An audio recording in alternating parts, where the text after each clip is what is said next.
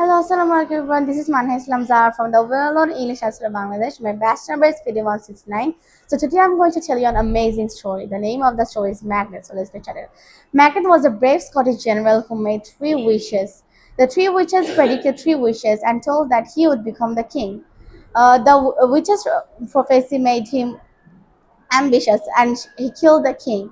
After this, he was feeling guilty and thus she started committing more crime. She hired two murderers to kill his own best friend Banku because he was scared that Banku's son would become the king. After this, Banku's ghost appeared for frightening Magnet and revealing his guilt. So Magnet went to the witches, and the witches gave him further three prophecies, which made him overconfident. On the other side, the wife of Magnet was guilty, and she became mad. Thus, she died. At the end, Magnet was killed by Macduff, and the son of Banku became the king. That's all for today, everyone. Thanks to all for giving me a peaceful hearing. See you later. Assalamu alaikum.